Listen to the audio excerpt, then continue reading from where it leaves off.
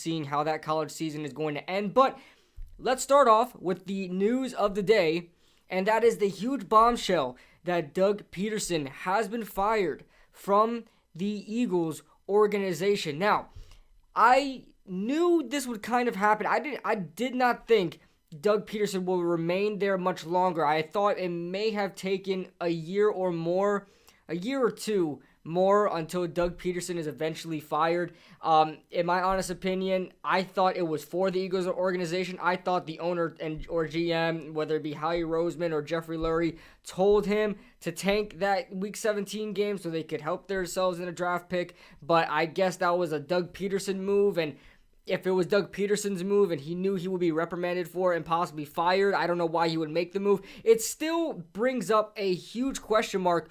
What happened in that Week 17 game? Because was it just being ignorant and dumb for Doug Pederson? I mean, how did he not expect himself to kind of, get any repercussions for it? I don't know.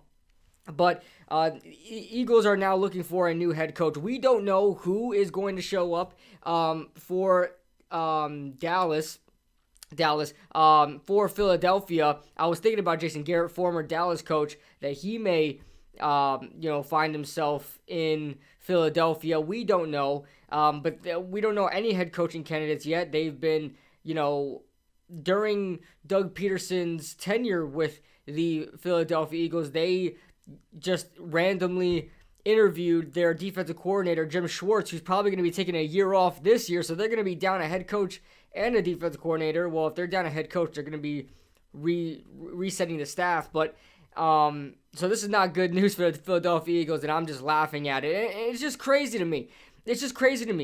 Honestly, this is so in the Philadelphia Eagles character that, it's a perfect story. It's a perfect story of just destruction of a franchise, right? This is just the Eagles. This is the Philadelphia Eagles, as dysfunctional as they are. You cannot get a more perfect story than this. It's not really me hating on them as a Giants fan. It's just like, this is who the Philadelphia Eagles are. We always talk about in the NFC East, we always talk about the Dallas Cowboys and their mediocrity. But we have to talk about the Eagles and their dysfunctionality, right?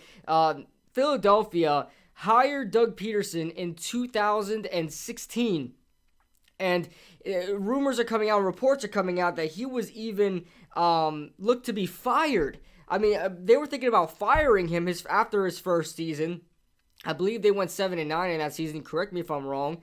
And then Carson Wentz has a crazy MVP-like season, gets hurt, they win the Super Bowl, and I guess, that's what really kept Doug Pederson's job. And, after that Super Bowl, they decided to overreact to the point of putting a statue of Nick Foles, who is not part of the Eagles organization anymore, and Doug Pederson, who is now not a part of the Eagles organization anymore.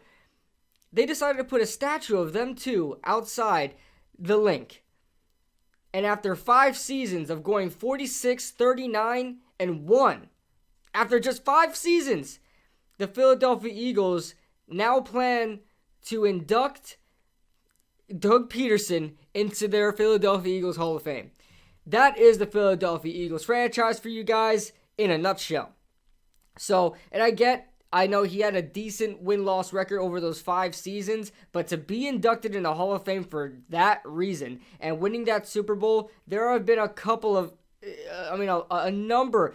Just look at the Giants organization, Eli Manning and Tom Coughlin. Where's their statues, And of course, they're like no doubt Hall of Famers for the New York Giants team and Ring of Honor and things like that. But the Philadelphia Eagles, that is how low the standards are for the Philadelphia Eagles. A backup quarterback getting a statue in Philadelphia. So, that is the news. Doug Pederson is out as head coach for the Philadelphia Eagles. We don't know who the candidates are yet.